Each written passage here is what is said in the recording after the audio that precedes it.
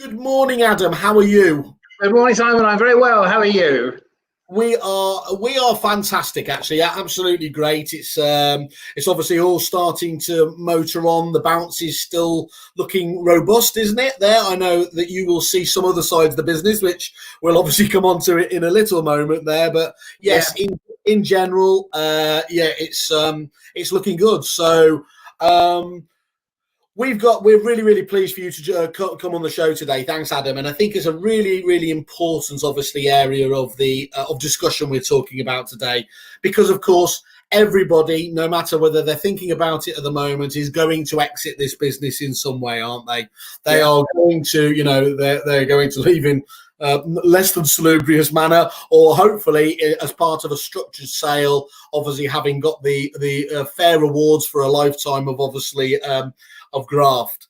And so we're going to just touch on those subjects with you in terms of your vast experience, because I think it's fair to say, I looked at your bio again, and we've known each other many years, but where I used to know you initially was when I used to come to your excellent training sessions, because of course I needed to be able to bluff people that I understood estate agency. And I can say thank you to you that you helped even a duffer like me make it in this industry. So you've got a big fan over here anyway, just on that basis. Well, thank you. No worries at all. The title of the show is that we're going to be talking about how to buy and sell a lettings business, but we are going to bounce around and talk about sales businesses as well, aren't we? And just the state of the market. Now, I mentioned that you were doing training, and I think it's fair to say, isn't it? As you've been in this industry for 40 years, and that's how you started, but you've deviated more and more away from the training side because this has become just such a red hot area, hasn't it, in terms of this merger? Yes, I've sold businesses for 25 years, but it's become a bigger and bigger part of what I do in recent years. So I still do some training for my long-standing clients, but the great majority of the work, I've now got 7 staff on the mergers and acquisitions side of the business, and that very much is our main focus now.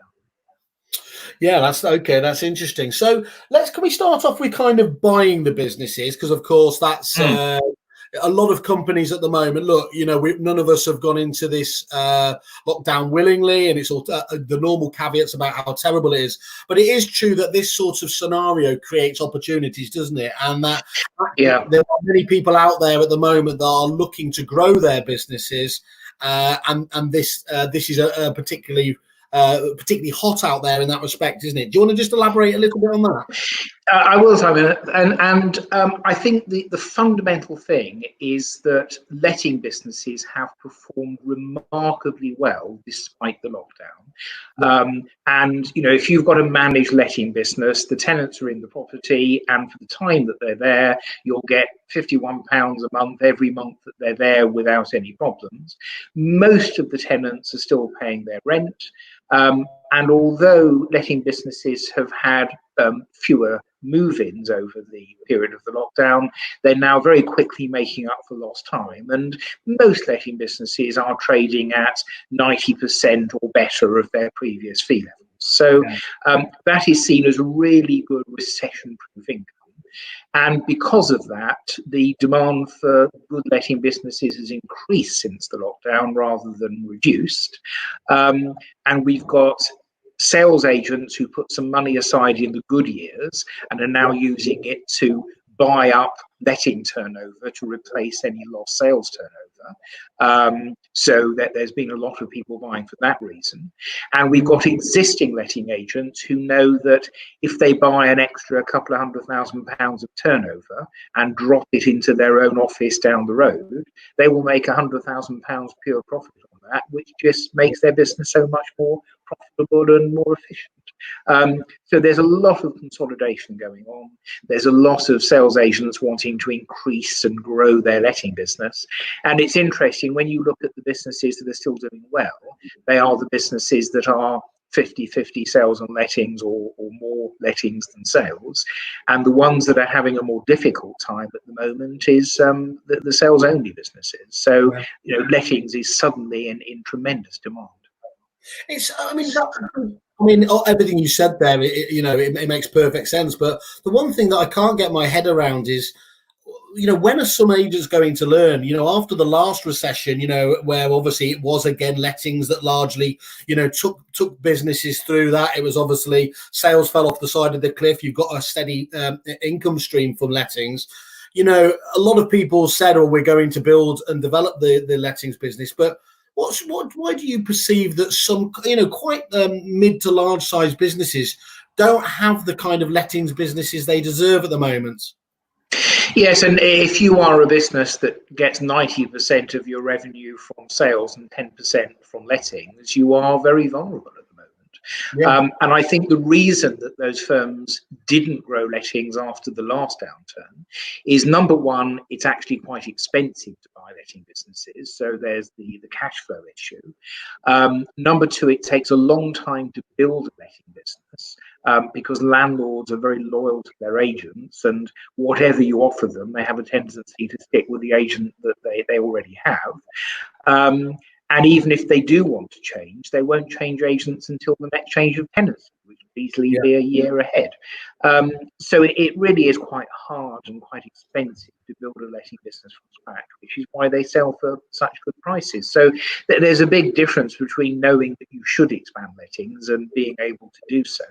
And I think the final thing is that lettings is not a business you can dabble in anymore. And unless you understand the rules and have got an ALA qualified letting manager, that can make sure the business is compliant. People who are dabbling in lettings are making terrible mistakes with enormous potential fines, and it really is no longer a business for amateurs. Yes, I mean that's just very true, isn't it? With compliance and everything now, it's becoming a logistical quagmire, isn't it? And indeed, oh, it's absolutely terrifying. I did an article on this for one of the trade magazines recently, and I said it's a little bit like being caught for doing 31 miles an hour in the 30-mile-an-hour limit, and the police, confiscating your car and crushing it and putting your eyes out with a red hot poker, so you can never drive again. And the fines for tiny mistakes are just terrifying. And I think that's what's motivating some of the smaller letting agents to get out, is they're just too frightened of the compliance burden. That's really. By the way, it's still too soon for me to be able to talk about doing 31 in a 30. So I'm not I'm not able to relax on that just that. Yeah, you're still on your 11 points, are you? Yeah, I absolutely am. So that's really interesting. So is there because you do a huge amount again, which we're going to talk about in terms of consultancy with agents, not just at the point of sale or indeed purchase.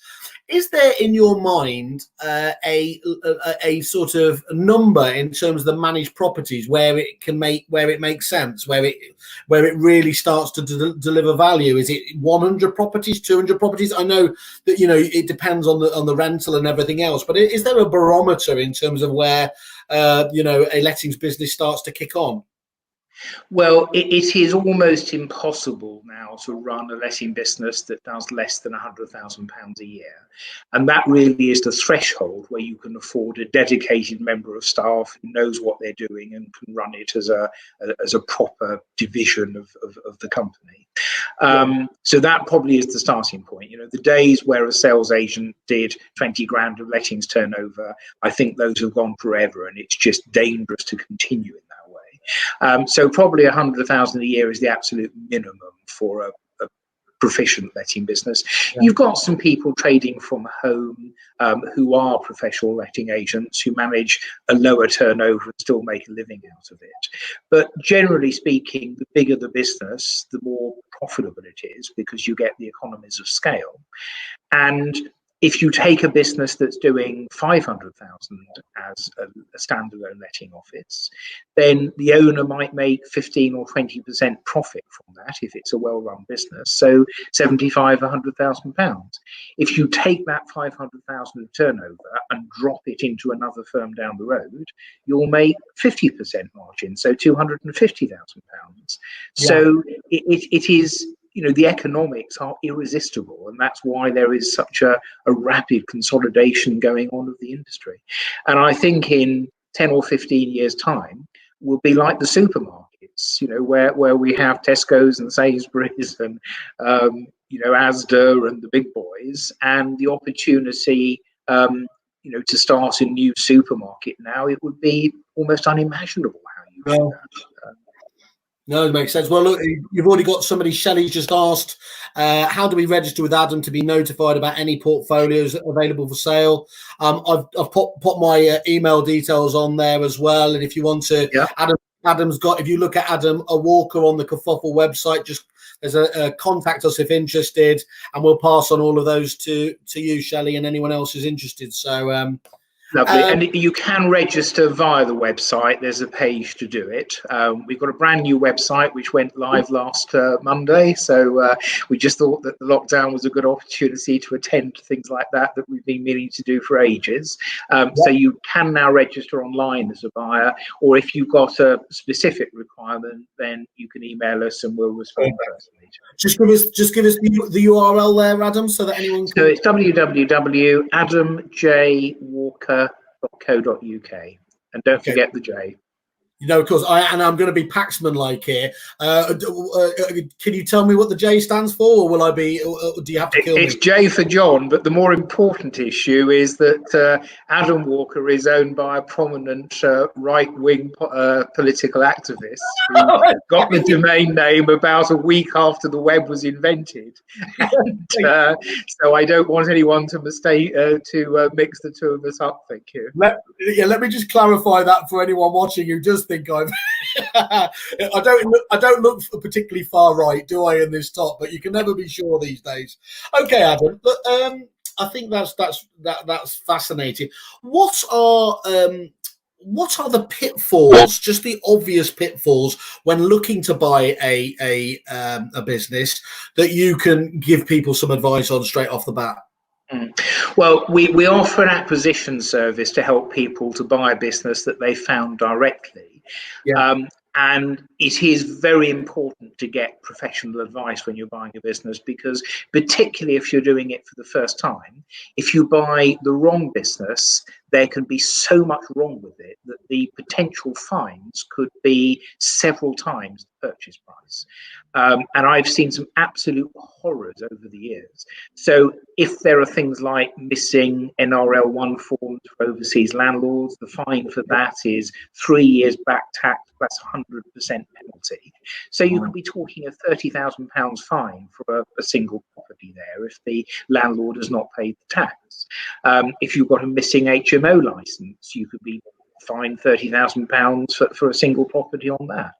So you can literally wipe out your profit margin just with one of these fines. I mean, the worst book I've ever seen was a book where the owner sadly had Alzheimer's and had just completely lost the plot. And we agreed a sale on it, and when we got to the due diligence stage, it was like the burglars had been in, with bits of paper stuffed in every cupboard in no order. And it suddenly occurred to me that he couldn't remember things that we discussed 10 minutes previously, and that's why it suddenly twigged that he had dementia. Very, very sad end to a career. But that business was sold for £1.25 million. There were over £10 million worth of potential fines and liabilities because of mistakes that he'd made in his compliance procedures. So that is by far the biggest issue, is to have a professional due diligence person go in and look at what you're buying before you buy it.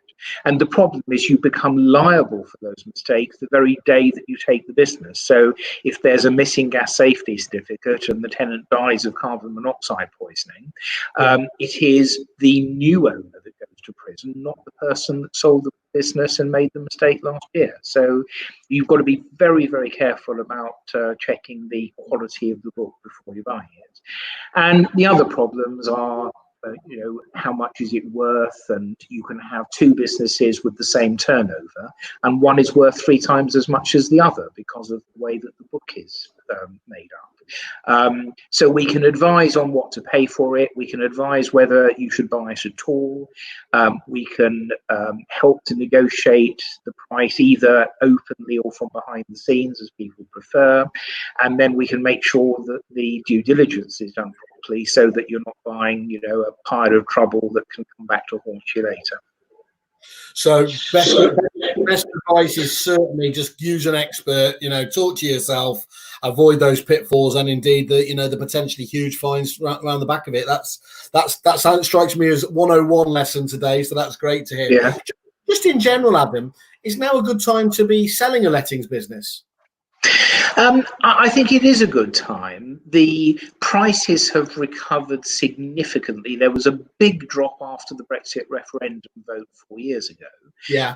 And the prices since then have increased by 40 or 50%. So, we are certainly now up close to the all-time best prices that you could get for a letting business. I'm not sure that prices are going to go up much more because there are some challenges in the letting market in the near future. There could be landlords leaving because of the economic climate. People might get into financial difficulty and need to sell.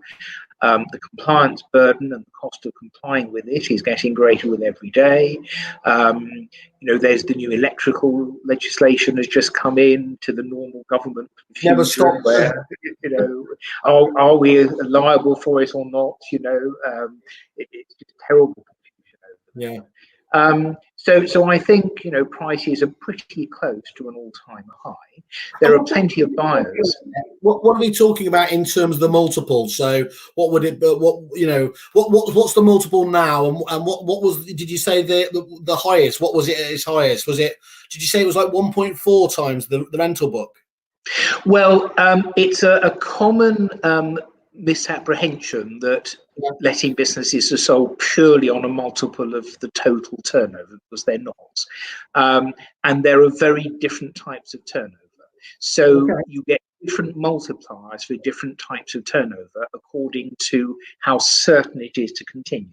So the highest multiplier is for managed turnover, because once the tenant is in the property, you get your £51 a month every month forevermore with no argument.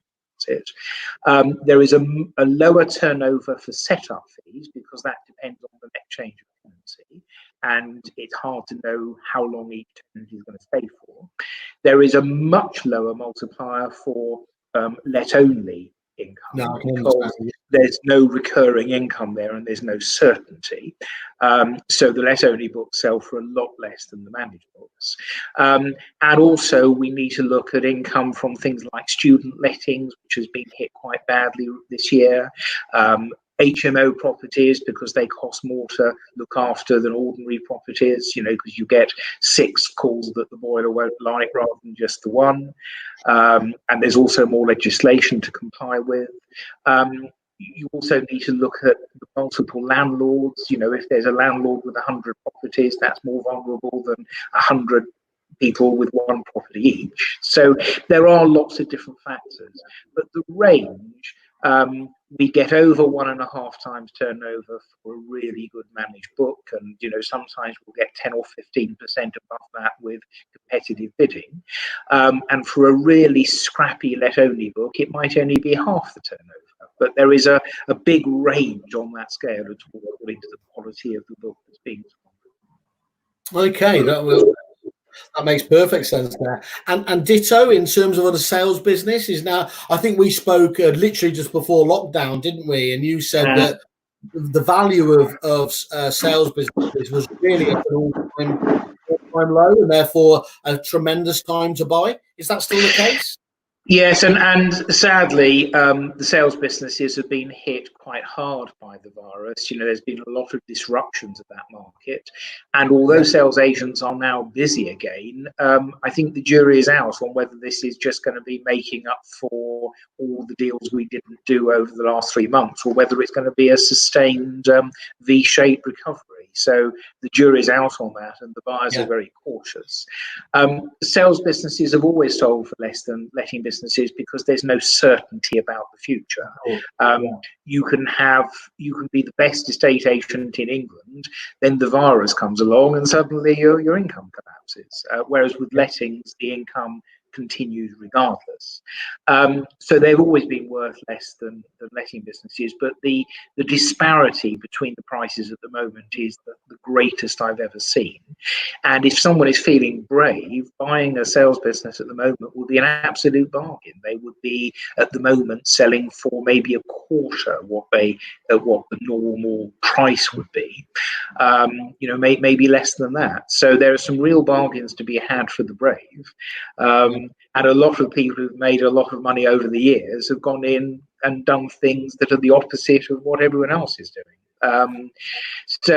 But my advice to anyone selling a sales business would be, if you can, delay that sale for the time being and wait for the market to recover. It will do at some point, because the market is cyclical, and we will get back to better prices at some point in the cycle. Are you able to quantify the actual rhythm of that cycle? How long in general does it take to change? Can it just flick like that, or does it normally takes kind of a year or two to switch back again? Well, it's normally, the cycles in the housing market tend to run at sort of 8 or 9 years. If you look at the previous boom and bust, this is my 5th downturn in the market in my career. We had a very long good period, which ended very suddenly in 2008. And if you remember, Gordon Brown said that he'd abolished the cycle of boom and bust in the economy due to his expert stewardship of the economy as the Chancellor. So we had a very long cycle then. But what happens is that prices grow and grow and grow. And then just at the point where they probably hit the limit anyhow, there is an outside event such as the virus or the Brexit referendum vote or Northern Rock going bankrupt and Lehman Brothers going bankrupt, or the 1973 oil crisis. There is some artificial event which deprives people of confidence. Then the market drops very, very suddenly overnight, and it then usually drops too far and overcorrects itself, and then gradually it picks up momentum again. So the downturn happens overnight. The recovery often takes a year, 2 years, 3 years. The 2008 recovery was very quick. In London, we were back to previous prices in 12 months. The 1988 downturn took 4 years for prices to recover. So every recession is a little bit different, and I think all the experts at the moment are wondering what the recession recovery is going to be like from the virus this time. But no one really knows, because we can't say, well, last time we had a pandemic, this is what happened. Which is why people are just waiting to see. But we all hope it's going to be an artificial recession and a rapid recovery, but we're just going to have to wait and see.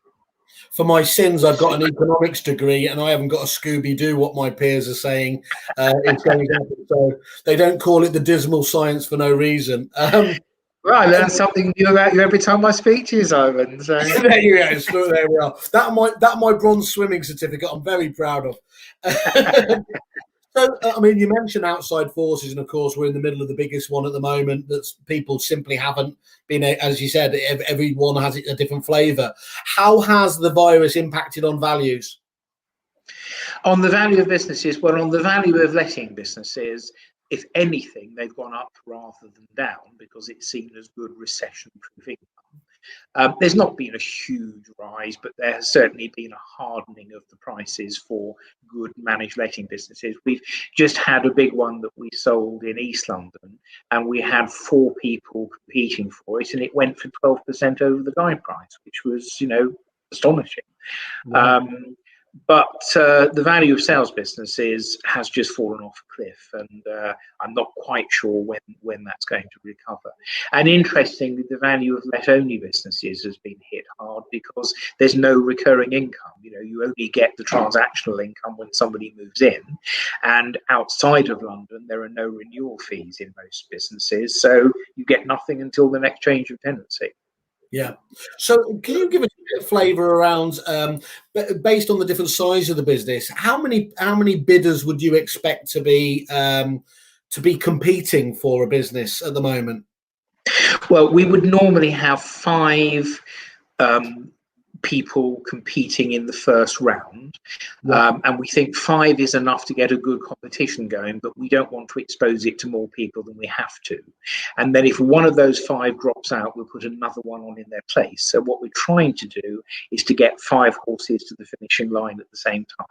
And then when everyone's ready, we'll set a closing date for offers. We'll ask them to make their best offer in writing, so we could look not just at the headline price, but all the other conditions as well.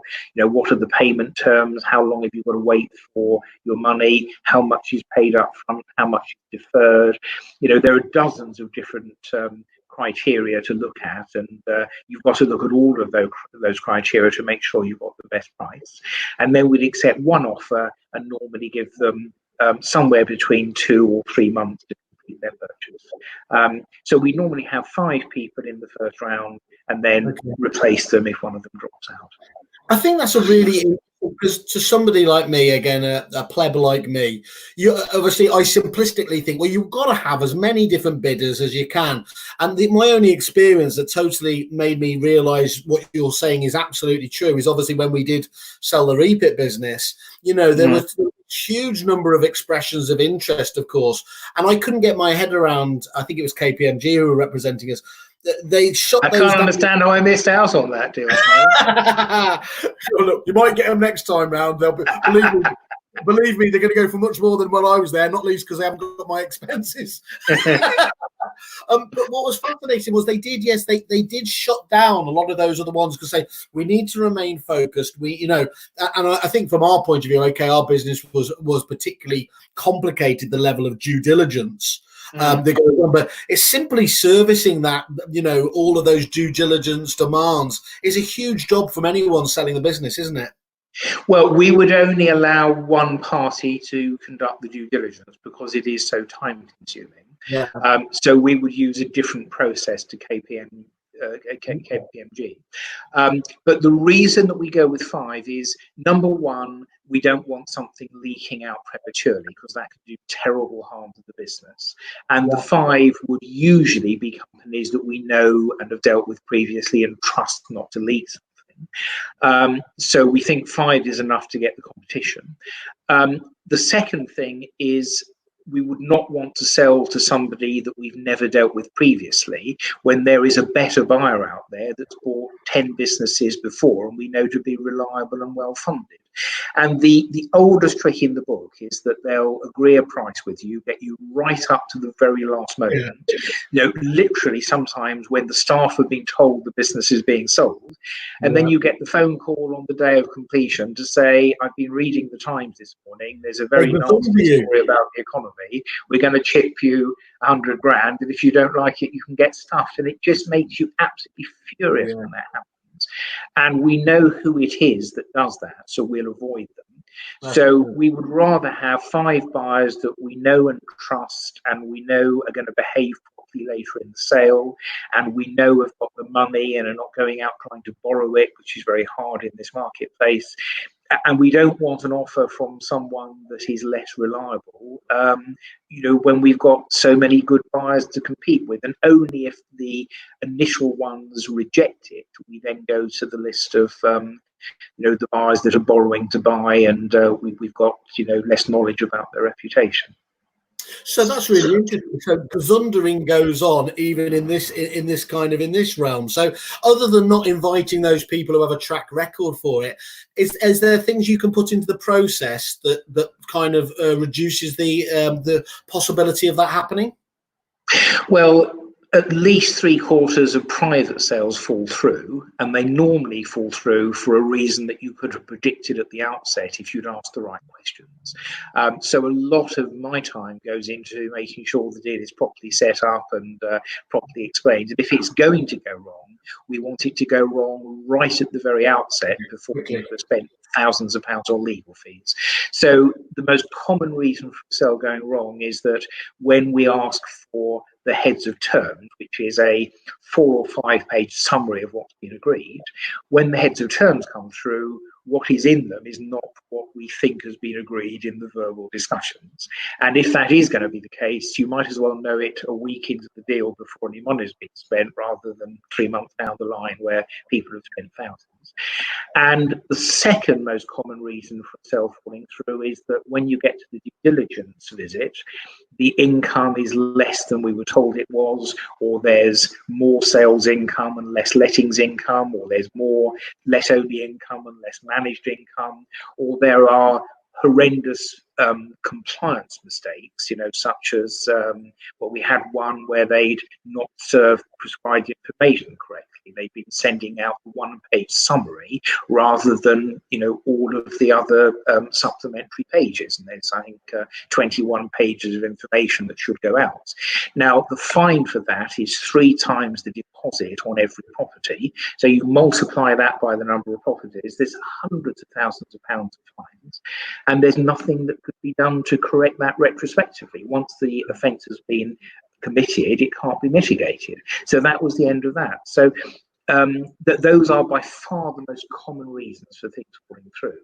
And the process that we use is designed to identify those problems within the first 2 or 3 weeks. So if it is going to fall through, it falls through at the outset. And we also do a lot of preparatory work. We'll double check the turnover we're given with the accounts and cross-reference the different expenses, so we know that the figures are looking likely. Otherwise, we get you get an offer and then it just gets reduced a few days later because the figures are not what we were told in the first place. And that can just upset the whole process, can't it? It just wastes everyone's time and makes everyone very cross. You've got, I mentioned you were in the business for 40 years, and it shows because you've got an Australian fan club here. Good heavens above. Well, just to be clear, I'm assuming he's calling you the absolute legend rather than me, but that's my narcissism talking. But now, anyway. Louis used to be one of the senior managers at Romans. He absolutely did, yeah. He's and in fact, you've also got Steve Abdi as well on here, the original guru. There you are. So they're all wearing their Adam Walker gear to doing it. So of course you have worked. We worked together on that project, didn't we? Actually, when Romans went live with the Repit software. Well, I have to say, Romans were one of my favourite clients I've ever worked with in 25 years because you would give them some advice. And I could give 2 companies the same advice on a business review. With one company, you go back a year later and they'd have done none of it or 10% of it. With Romans, they will put their heart and soul into every single thing. And we did some astonishing work for Romans, and they got some amazing results. I always remember when they put their fees up by 0.5% to deal with the recession in 2008, and all the valuers said we're never going to achieve it, and they damn well did. It's just an absolute textbook example of how to get every penny of value out of training and consultancy work. So I really enjoyed the work I did for them. Proper powerhouse, aren't they? Yeah. You just touched earlier as well in terms of how buoyant the market is. I think that one of the corporates, at least, said that the acquisitions were off the agenda for the time being. Are all the corporates back and bidding at the moment? I mean, they have been fairly quiet since the lettings fee ban, haven't they? Yeah. But what's the picture there? Well, most of our sales recently have been to independents and investors, not corporates. And I'm sure there will be back. Because once you start a buy and build strategy, it's very hard to stop it halfway through. So I'm sure there will be back soon. Some have returned to the market already. I'm sure others will follow. But, it is interesting how volatile the market is for buyers. And you can go to a buyer one week and they're behind their target for acquisitions and desperate to buy anything and paying great prices. And then a few weeks later, they've made some good acquisitions, they've spent their budget and they've lost their appetite and are making really mean offers on things. The appetite from each of the buyers does change literally from week to week. And certainly for the last year, the great majority of our sales have been for independents and investors, not the big corporate chains. That's really interesting. Just at the moment, how long does it take actually for a sale to go through? And has that length of time changed? Is it now quicker to do deals? Is it taking longer? Can you just elaborate there? The length is about the same as it always has been, and it normally takes us between 6 and 8 weeks to run the marketing competition and get the best price agreed. It takes a couple of weeks to do all the anti-money laundering stuff, and before a business can go on the market, then we've got to anti-money launder the owners, in a proper way. I can't believe how many amateurs who are trying to do what I do from their kitchen table and have not registered for money laundering, and they're going to get the shock of their lifetime when HMRC knock on the door and, start finding them huge sums of money. But the anti-money laundering does take a week or two to do. The marketing campaign, it typically takes about 6 weeks, and that gives us a chance to expose it to all the good buyers and get a competition going to get the best price. And then if it's an asset sale, we give them 2 months to get the sale through. If it's a share sale, which is more complicated, we give them 3 months to get the sale through.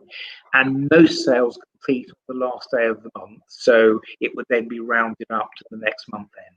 So it's normally between 4 and 5 months from start to finish. And that really hasn't changed very much. Well, it's not changed at all as a result of the lockdown.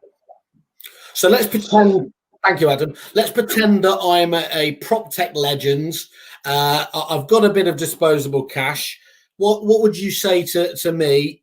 You already said, obviously, if you were brave to go to the market. I don't think you added stupid, which would have definitely meant I'd done. Well, I don't think it is stupid. I think it would be a wonderful time to buy a great residential sales brand. And by the way, we are not taking on pure sales businesses at the moment because we can't sell them. So I'm not saying this to try and earn a fee. I'm saying it because I think that for people who are brave, it is a genuinely good opportunity. But most people don't want to do that, and they see lettings as a much more predictable acquisition. Sorry, you said when we spoke last time that actually when you went through the figures, it really doesn't make, if you were thinking about starting up, clearly as many are at this lockdown period or post-lockdown period, that it just simply doesn't make sense, given the price of sales businesses at the moment, to do that by yourself. You might as well buy an established business. Is that still the case? It's much cheaper to buy an established business because when you look at the cost of a cold start, and you look at the premises and the fit out costs, and the big issue is the 6 months that you're paying salaries and marketing and all the other running costs before any money comes in. Because, however good you are, it takes 6 months to get a house onto the market, get it through and start getting some fees. So you look at the cost of the cold starts, and you can go out and buy a sales business for its pipeline value. So, and then you get all the stock free of charge, a ready fitted out office. I mean, why on earth would anyone want to do a cold start when businesses are as cheap as that? And look, I mean, one of the biggest things, of course, is if a business has been going for many years and hopefully it's relatively shipshape, you, of course, get the database of past clients as well, don't you? To be able to, there's so much value locked away in there, isn't there, to be able to... There is. I mean, where I was brought up, there was an estate agent who was the absolute market leader when I was, a child there in the 70s and early 80s. And his business shut down in the 88 recession.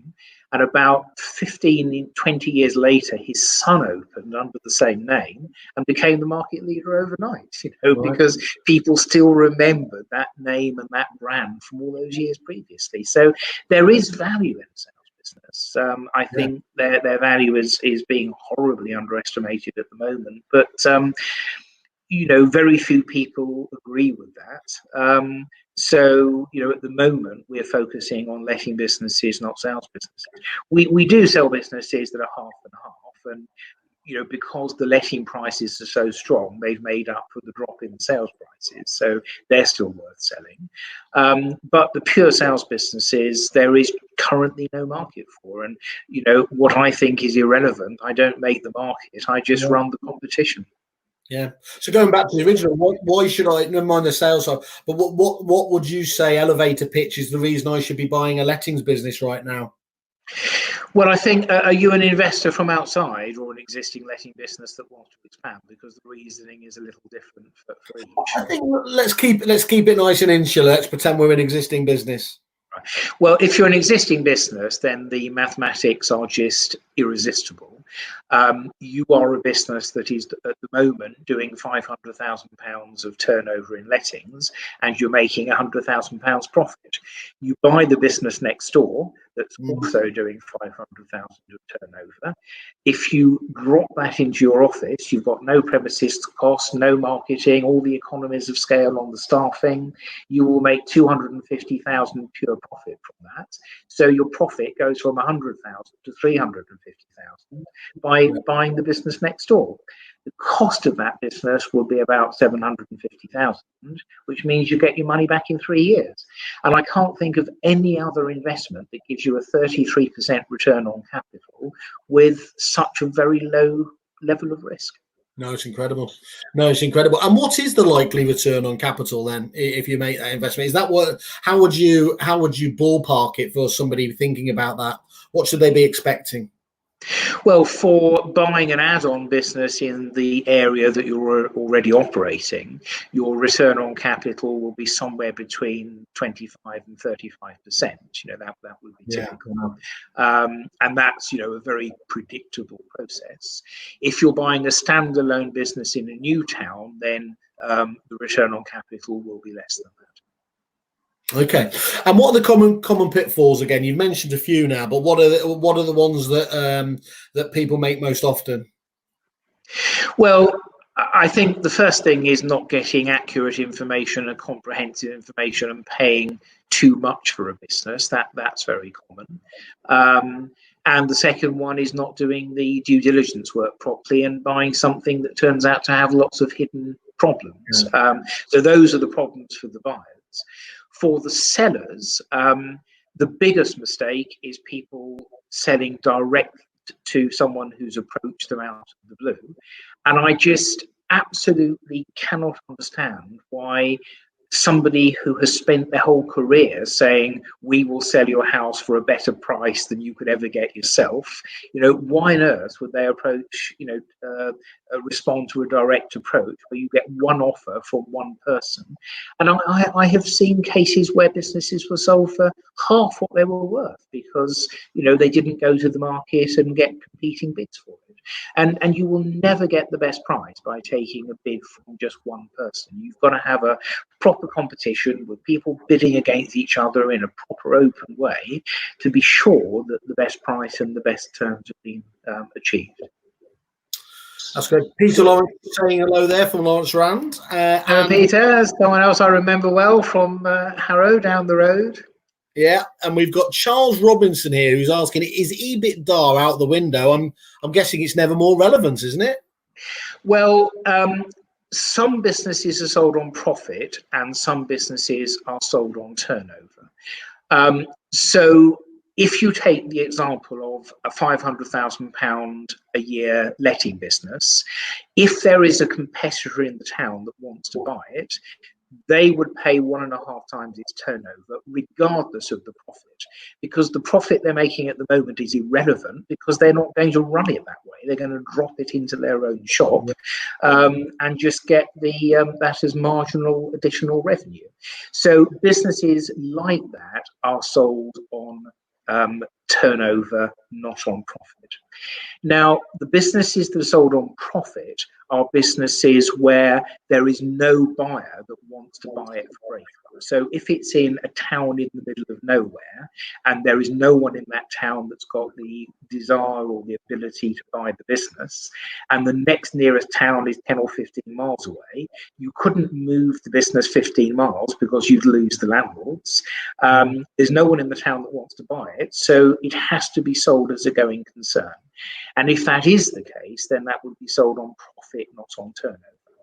And the other time that we sell on profit is where you've got a business that's got an office with a 25-year lease with no break in it. So the cost of disposing of the lease would be, hundreds of thousands of pounds in this market. They've got staff that have been there for 20 years, and the redundancy costs would be massive.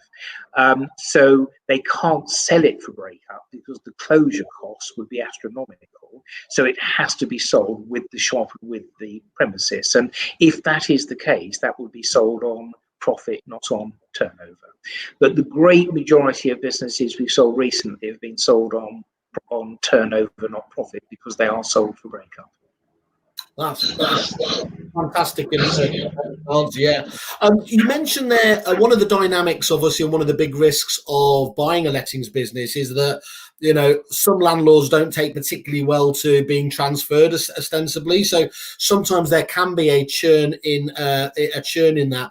What is there a rate that you can that you estimate on average that you could expect to churn in a year? 5%. Well, there is usually a penalty clause that says that if they lose more than X% of the landlords, then there will be a deduction from the price that was paid. And we offer a guarantee on our commission, so we have to make a pro rata refund if the full secondary consideration is not made. And it's very, very rare for that to happen. Yeah. And the penalty normally has a 5 or 10% tolerance. So in my experience, it's very rare for more than 10% of the landlords to leave in the first year. And landlords are pretty sticky. They will usually give the new owners a fair chance. And as long as they give good service, they will normally stick with them. And even in cases where the new owners have made a mess of it, it's rare for there to be more than 10% loss in the first year. They might lose more in the second year, but the 10% in the first year would be about the maximum you'd expect to see. Perfect. And the other thing to say, Simon, is that the buyers are now quite sophisticated, and they're not going to buy a business and make a mess of it. They've bought businesses before, they know what they're doing, and they're going to take all the necessary precautions to protect their investment. So that's improving, the standards there are improving overall. I mean, I sold my business in 1987 to one of the building societies, and if they wanted to destroy it on purpose, they couldn't have done a better job. But the buyers are not like that anymore. They are pretty sophisticated people. Okay. Are all lettings businesses the same, Adam? Oh no, they vary hugely from very profitable, well-run, managed businesses with the compliance in place through to things that are just utter chaos with compliance mistakes and a huge churn of landlords every year. It's like saying our cars all the same. You can buy a brand new V12 Ferrari or a old banger for 50 quid. They really are right across the spectrum. You were supposed to let me off there and say there were no stupid questions, but but thanks for not bullying me too much. I had to ask the question. But I mean, from the outside, they all look the same. It's only when you peer under the bonnet you realise just how different they are. What percentage of businesses business sales that you get involved with? You speak about that some of finding skeletons in the cupboard. What percentage of sales does that sometimes come up? Well, we normally spot them before they go to the market, okay. And there's quite a few that we just won't take on because, frankly, they're just a load of trouble, and we don't think they're ever going to get through due diligence. And it's just a waste of our time and a waste of the buyer's time and a waste of the owner's time when things are as bad as that. So I will often say to them, look, we can't sell this in its current condition. I will then recommend people that can go in there and help them clean it up, and we can then sell it in a year or two's time. And there's a lot of work I do on the business review side to prepare a business for sale in a year or two later. So that's a really interesting service you do provide, isn't it? So talk us through. This is getting essentially the business shipshape for sale, isn't it? So that you're not doing it all at the 11th hour. Could you just give a bit of a brief overview of just how that works? Yeah, so people often come to me and say, I'd like £1 million for the business, and I look at it and say, well, it's worth £500,000 at the moment. So I say, well, if that is not enough for you, let's look at what the business would need to look like to be worth the £1 million that today the business, looking at what they're doing, and then do a very detailed business plan that sets out where they are now, where they need to be, and all the strategies for getting there. And that would typically be 20 or 30 pages. And then I'll leave them to implement those strategies with a view to selling the business for more money a year or two later. So at any one time, I've got 70, 80, 100 businesses working through that process. And then they sort of pop off the other end, a year, 2 years, 3 years later. But if people come to me and say, I want to sell the business tomorrow, it's too late to make those changes. A lot of them do take a year or 18 months to work through the system. And you can literally double the value of a business if you take the right steps in the 2 or 3 years before you sell it. Is there an optimum period of time to prepare for sale? Or can you be too early to start that process? No, not really. The earlier you start, the more things there are you can do. But most people have horizons of no more than 2 or 3 years. So, I have had people who've come to me and said, I'm 50, I want to retire at 60. What can we do to get the business in good shape over that period? But that's quite rare. It's normally they come to me and want £1 million. It's only worth £500,000, and we've got to show them what to do over a couple of years. Yeah, I love the idea that even though they might not be thinking it at the moment, getting yourself, first of all, it's a great exercise anyway, isn't it? Improving your business and getting it fine tuned. So that kind of cradle to grave element for the business of working with someone like yourself, I can see why that's such an attractive thing.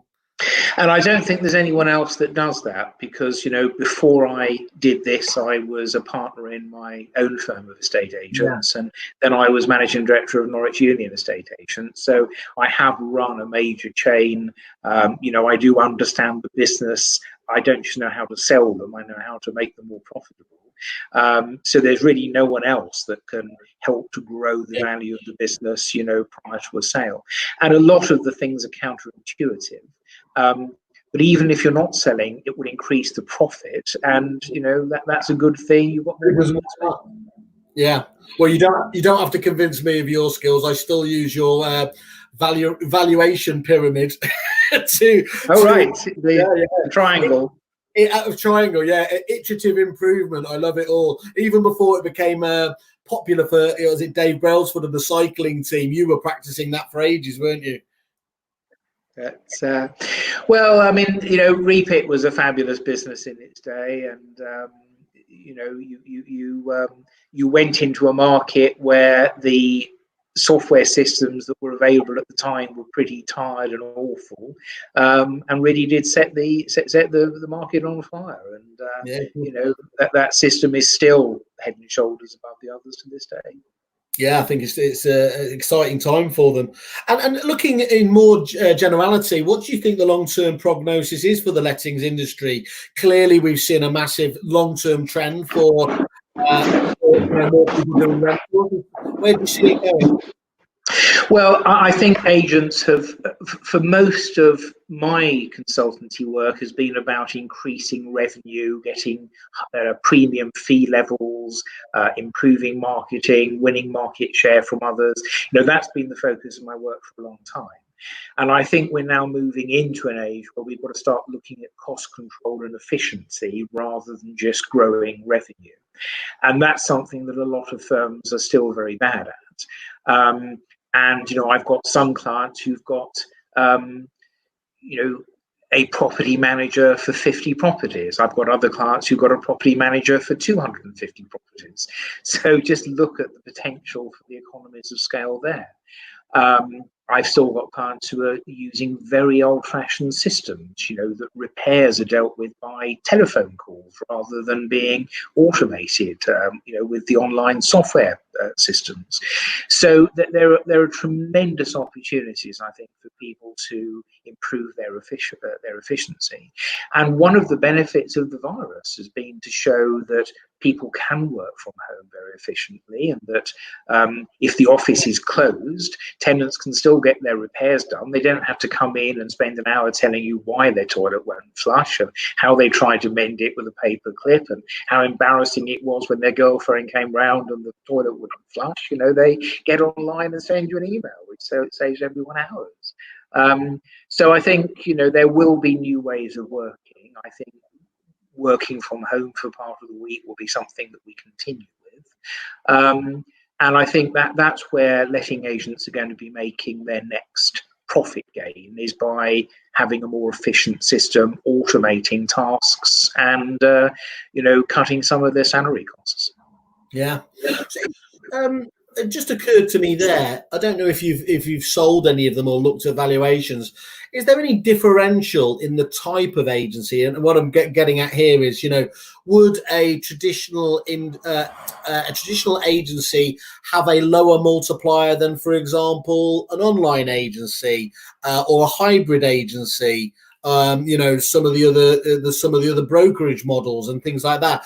I know that obviously the online agents, the very prominent ones, have a bit of pixie dust or they did do, in terms of obviously being seen as the next big thing. But in general, should there be a reason for differences in valuation? Well, it's all about the certainty of the future revenue. So if you go outside an estate agency, a dental practice would sell for maybe 8 times profit because people are very loyal to their dentists, and a veterinary practice might sell for 7 because people are very loyal to their vets, and a letting agent on profit might go for 4 or 5 times profit, whereas a sales agent only for 1 or 2. So it's all about the certainty of the future revenue. And I think the fact of the matter is that the online agents have yet to prove the longevity of that model.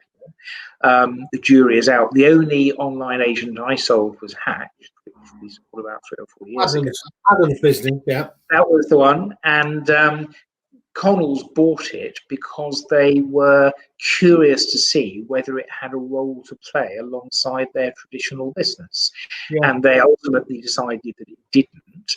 But for what they paid for that business, even though ultimately they shut it down, it was a lot cheaper than going out and starting an online business from scratch, like Countrywide did, and then finding that all the technology ended up in the bin afterwards. So I thought that was actually quite an imaginative way of looking at things. And it does seem that the online agents have hit a certain market share and are struggling to get above that market share. But as far as online and hybrid is concerned, I think it's a bit of an artificial distinction. I think what we should be talking about is full service and discount service. Yeah, and whether you've got a high street office or an office on an industrial estate, it doesn't matter. The competition is between people who offer a very proactive service to getting houses sold, with phoning applicants and working hard with phone calls to persuade them to view things, and the agents who just stick it on the internet and wait for someone to buy it. And that really is what's playing out. It's not high street versus non-high street. Yeah, so it's ignore the taglines again, as you would expect someone in your position. Look at the fundamentals, essentially, isn't it? And the other interesting thing is how good the online agents have been at online marketing and getting the best from Google and their websites and everything else, and how poor many of the traditional agents have been. And that, I think, is where the high street agents can learn a great deal from their online competitors. Have I lost you, Simon? You seem to have disappeared off the screen. I'm not quite sure. Don't worry, I'm back. You're back, okay. I think my computer was telling me Loose Women was on. Sorry about that. Well, we've got to get our priorities right. Just on one other thing. How you mentioned a number of different issues that come up, obviously there. How do you mitigate those when they come up? I mean, obviously each issue has its a slightly different solution, but in general, how do you mitigate any that do come up? Well, if we look at things like the turnover, the first thing is we double check the turnover against the accounts before we go to market and make sure that the figures are accurate in the first place. But we do sometimes get caught out because things have been misreported in the statutory accounts, and the statutory accounts don't always look at the difference between management income and setup fees, which is an important differentiator in the price. So if that does come up, then we need to renegotiate and say, look, you know, the information you gave us was inaccurate. The buyer is not being a thieving scumbag by trying to reduce the price. This is a perfectly valid response to the change in the figures that we have discovered. And just trying to keep the temperature down and making sure that people negotiate on the facts, not the emotions. Yeah, which is very difficult to do sometimes, isn't it? Well, the hardest time to do that is in the partnership splits, and we've had a spate of those recently where people have fallen out over their response to the virus and how their business should respond to it. And you know, I had one that overran this morning, you know, which I did just before this, where there's 5 partners who work together happily for 30 years, and 4 of them want to cut the costs and shut an office and you know, cut everything to the bone and, you know, batten down the hatches ready for the downturn. And the 5th one, who I'm dealing with, you know, says that it's immoral to make people redundant and, you know, do these things when they've got £1 million of cash in the bank. His partners say, well, you know, just because we've got cash in the bank, we shouldn't waste it by pursuing strategies that are guaranteed to create a loss over the next few months. So they've gone out to I hear that Richie Sunak, the Chancellor, is having the same conversations. Well, I wouldn't envy him his job at the moment. No. So give us the elevator pitch then, Adam. You know, why should you sell or buy through a broker?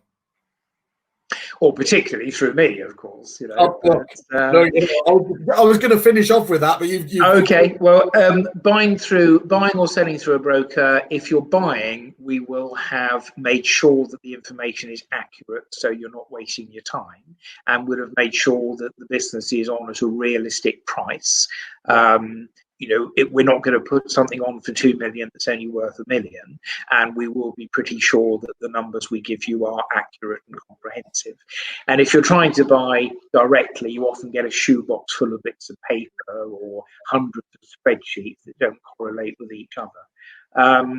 And also, things are far more likely to go through if there is a broker involved, whereas if you're dealing directly with the seller, it's very, very often that you know, sales fall through because of things that should have been discovered right at the very outset. So there's far greater certainty as far as the buyer is concerned. And I can also recommend due diligence experts, accountants, solicitors that will make the process go a lot more smoothly as well. As a seller, you wouldn't sell your own house and you shouldn't sell your own business, because even a bad broker should get more than one person competing for it. And that's how you get the best price, is by having a proper competition where people compete to pay the best price for something. And again, I'll get it through first time, or most of the time, because we know what goes wrong with the sale and can ask the right questions at the outset. And it is just heartbreaking to spend thousands of pounds and 4 or 5 months of your life thinking you've sold your business and then finding it all falls through at the last possible moment. And quite hard to pick up the pieces again afterwards. Well, look, you obviously gave yourself a bit of shout out, but look, I can certainly say, knowing your black book of people, not just that you know, but have actually worked with closely. I know you can't talk about all of them, that the sorts of businesses and very complicated sales that you've done over the years and the figures you've achieved is, you know, it really is second to none. So on that basis, I'm really pleased you've actually come back to us, haven't you? And you've given us a really generous offer for any Kerfuffle members, obviously free to join Kerfuffle. And you have very kindly said you're going to give 10% off that consultative work, and indeed 10% off your normal 3% fee for selling a business. So that's right, yes. you're not going to find better value than that today anywhere on the internet. So we are really appreciative of that, Adam. I know that you don't. You know, it took me having to bend your arm because you don't have to cut your prices for anyone. So I very much value you doing that, and it's appreciated. And I urge anybody to have a conversation with you, even if it's just to have a quick conversation, because you know you're the man in the know on this, aren't you? Well, thank you very much. And, you know, I certainly value your contact, Simon, and I know you've built up over a lifetime. And, you know, it would be great to work with as many of those as we can. You only sell a business once, so it needs to be done. Sure. Mine were all my contacts were generated at the bar, but that's a different skill set entirely. Here we got, and one of those who actually I nurtured at the bar and you've worked with. Adam's the best and is 100% the person to speak to. So it strikes me we can't leave it on a better note than that. Adam, I'd love to catch up with you in a few months' time, see how the market's moving again, maybe catch up on that. But for the meantime, thank you very much. Lovely to talk to you, Simon. Speak to you soon. Cheers, Adam.